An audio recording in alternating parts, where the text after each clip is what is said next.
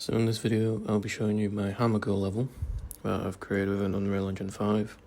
I'll be showing you first the main gameplay, then later on, I'll be showing you the main and the whole layout of the whole level from a top-down view within the editor. And then towards the end, I'll also share my thoughts about the whole level, what I think went well, and the overall thought processes throughout each stages of the level. So let's get started. As you can see, we have the little instructions here: move up, move left, move down, and move right with the WASD keys. First NPC here, we have Dave. He'll basically give you the overall quest throughout this whole game, throughout this whole level. He's basically asking us to get 10 crystals, and he'll pay us with something nice at the end.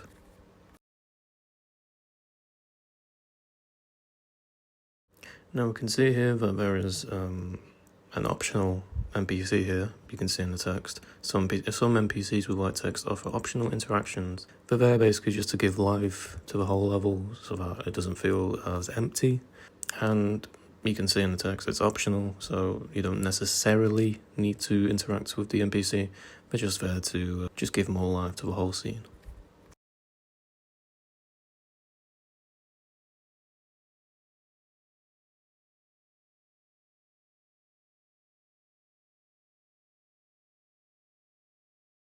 We just got told to go away. Okay, so we'll just keep going along this dirt path. And now we're faced with two different directions. We can either go left or we can go right. And then towards the right you can see barrels are blocking our way, so unfortunately we can't go there. So it must be a solution. We'll go down this path.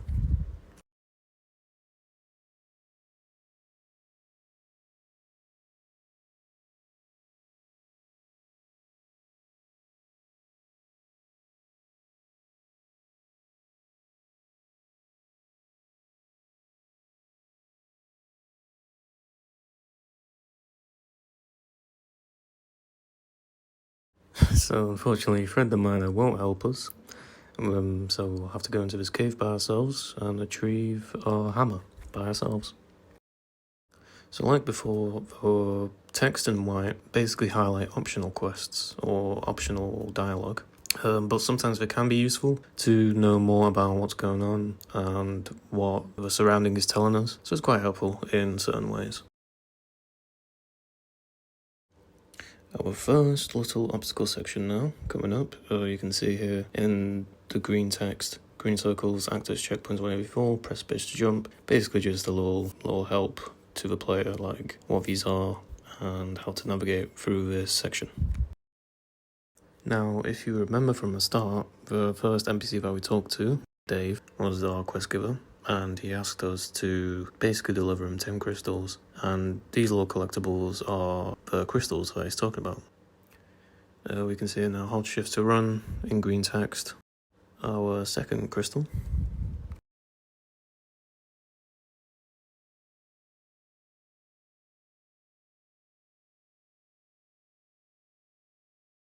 And just like that, first obstacle completed, and then we are just rewarded with some nice steps going up, and a massive drop right here. We are greeted with, yet again, the sunbathing guy, or the NPC. We found the hammer, and now you can see in the green text, he took up hammer, the left click to attack, just like that. So now we can go up to the wall that was blocking us before, and there we go.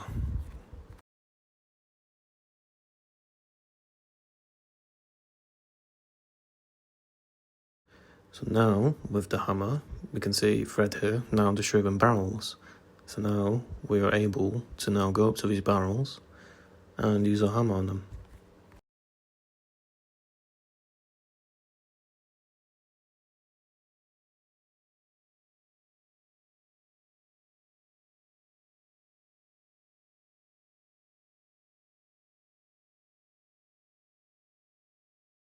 Now we've entered a little different area now.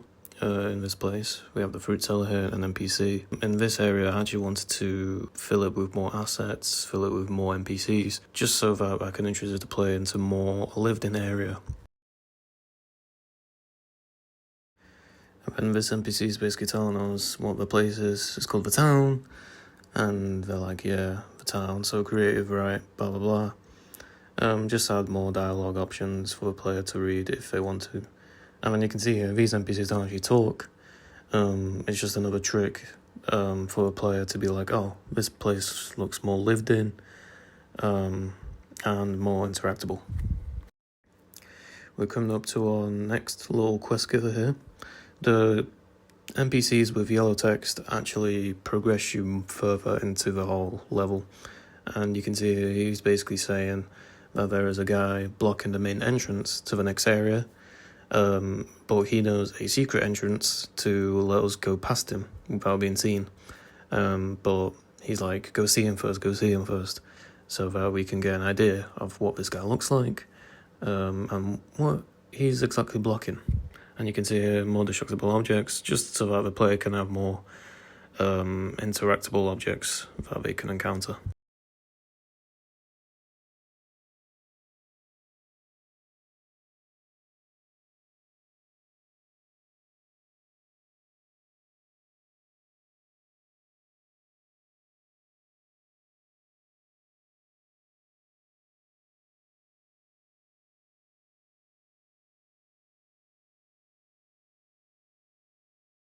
So Brad the Angry One here tried to bribe us, or should I say, force us to give 100 crystals to him to let him pass.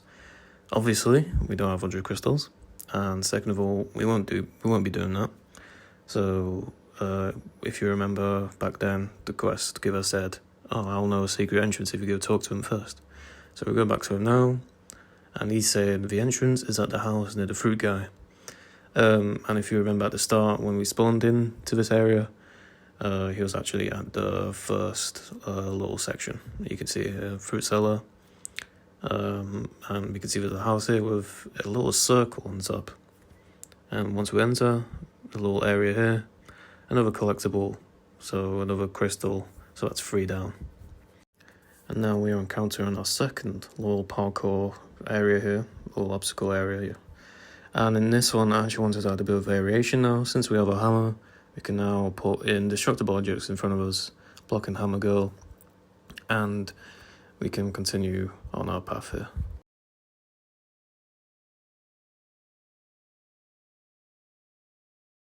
Now again, just to add a bit of variation, I added these 3 little paths here. You can see 1, 2, 3 paths. You can choose which one you'd like to follow, so I'm going with the middle one here.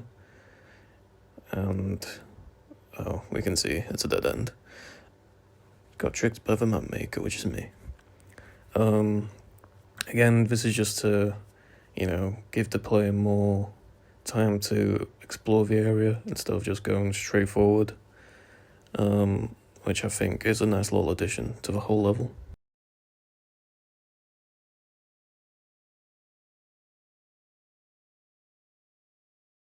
And just to add more variety, I added this little thin platform here, so instead of just jumping, you kind of just have to be careful how you walk in and just navigate through this part.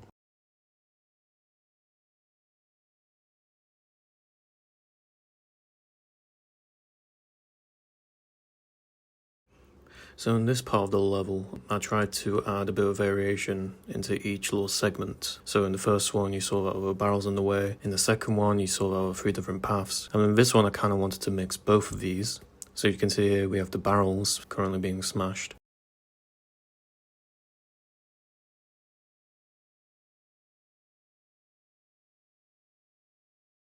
So you can see here the NPC is saying, guess the path correctly, mwahaha. And we basically gotta guess the right path. But for the sake of this video, I'll be just showing you the correct path. And later on, I'll show you what I used to stop the player from basically just walking on any path.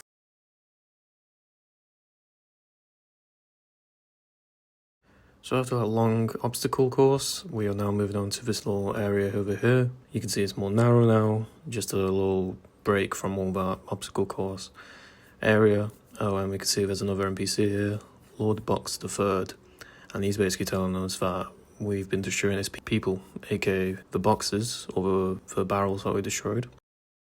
And the only way to reach him is if we keep going down this path over here. And you'll see towards the end of this path, there's a big drop. You can simply just drop down, just like that.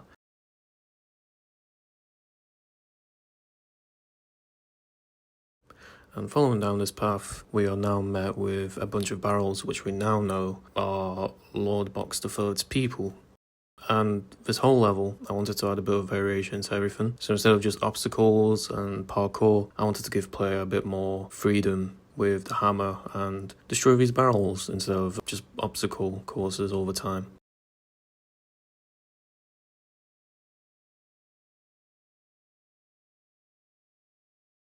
And now we're in this area with Lord Box the Third. We can see that we can simply swing the hammer and now he's dead, basically. Saying, oh no, like, oh, we finally got him. Oh, you can see you struggle a bit with the whole crystals because of how big the box is, or how big the barrel is, sorry.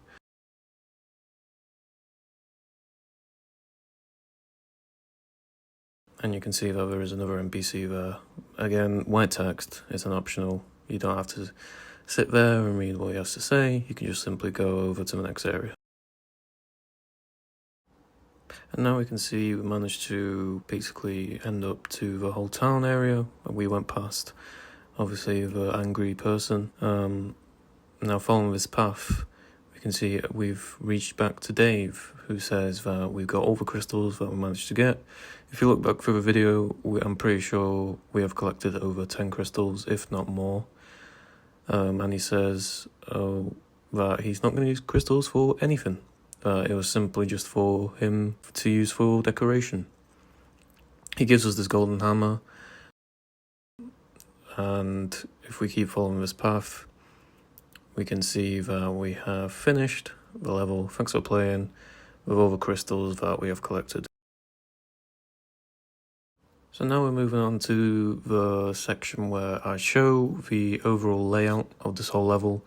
You can see in total we have 1, 2, 3, 4, 5, about 8 segments here, each obviously focusing on the different areas.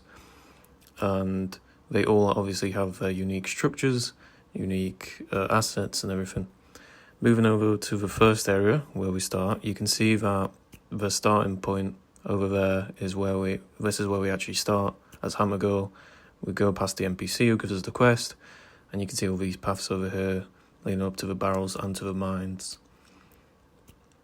And then these outer boxes out here are blocking volumes, which basically prevent the player from leaving the area so that they don't accidentally fall down to a void and they can just carry on with the level. You can see these texts over here as well, and the entrance to the cave.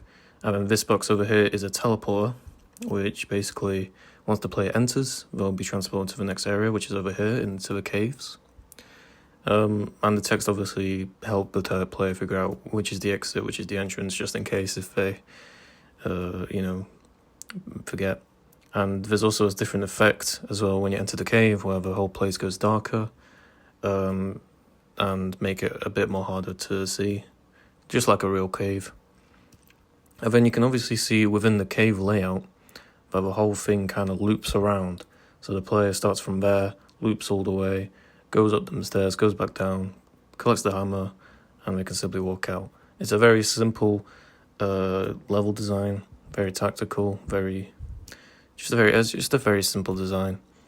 And then obviously these little dinosaur icons are the teleport locations, so that's where they fall into the pit. You can see those pits also have the teleporter boxes as well, and whenever they fall into them, they'll get teleported back to their designated location, which is the dinosaur icons that you see. And as you can see, each little segment over here has their own boxes.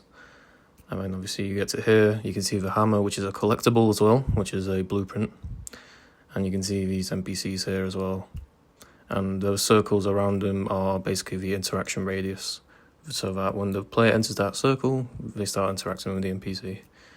And then the player walks out of the cave, follows the path here, breaks some barrels. See that other NPC there, that's also optional because it has white text. And then there's also another box over here which teleports them to basically the next area, which is the town area, with this also dinosaur icon there, just to show where the player teleports.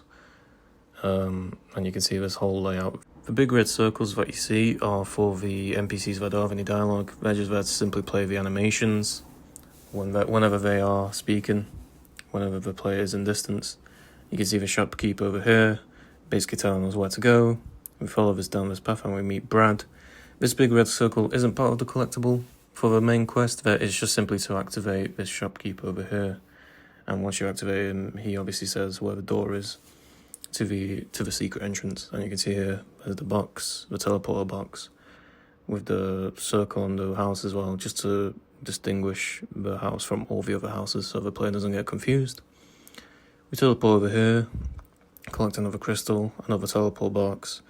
Once the player enters that box, we teleport over here. You can see obviously the cave changes as well whenever we enter in and out, with a more orange hue, just to make it so that just a bit of variety within the level. It's not the same as the cave. Simple trick over here as well with the box. Whenever the player falls, they teleport to them green circles, and that happens throughout all this little segment here. And you can see actually the overall layout of this whole parkour part as well. Now moving over to this area over here with the invisible boxes, those basically prevent the player from jumping on them, and if they do interact with these boxes, they'll just fall down to a pit. And you can see these three here don't have the boxes, which means they are the correct path. And now you can see at the end another teleporter box which teleports all the way over here, and with a more narrow, and then you can see over here that the interaction radius isn't actually on the box itself. It's actually further pushed out so the player can interact with it, and the actual model is actually all the way down here, to make it seem like they actually talk to the box instead of the actual base mesh of the NPC. And then obviously once you talk to him, you go down here and you can see all these barrels that you can destroy. Within the game, when you're actually playing, you don't actually see all these barrels within your view, because of how the field of view is. And then you can see another teleport box over here, which teleports us to here, to the second last stage, with the barrel over here. You can see it's actually two different barrels. So with this massive wall blocking it, so you don't actually see the first barrel. And then you obviously destroy that barrel, follow this path over here, collect the crystal, see this other NPC again optional because of the white text. Enter that teleport over here, and you can see all these little boxes around as well, that stops the player from moving out of the zone and keeps them on this little path over here. They follow the path over here to meet Dave, again duplicated from the spawn area, from a starting area, and you can see this golden hammer is actually just an asset. It's not actually a collectible. It's just there to visually tell the player, oh, you've won this. And we reach to thanks for playing. And that's basically how the whole level looks like and how it works. So within this level, there are three thoughts that I have on this level. First one being the layout. Second of all, the NPCs. And third, the little direction that I had within this level. First, the layout is, I love how the separation of these different areas are basically formed, and it allows me to use the teleport blueprint a bit more, instead of just having this one continuous path with no separation. Second of all, the NPCs that I added, the ones with yellow text and the ones with white text, are quite well laid out. I think it just tells the player this is what you need to read, and this is the optional things that you want if you want to read. And lastly, the level direction that I wanted to take with this level, I wanted to be a bit challenging for the player in terms of the obstacles and the parkour segments. I think the aspect of having a challenging factor into this whole level just adds a more rewarding feeling for a player, because whenever they do complete an obstacle place, they are rewarded with something just simple and straightforward, like smashing barrels or interacting with an NPC. And it just, instead of just constant obstacles, it tires the player out. So I wanted to incorporate something that's just simple at the end, with a bit of a break, and then another obstacle, with each obstacle giving that sense of rewarding feeling to the player.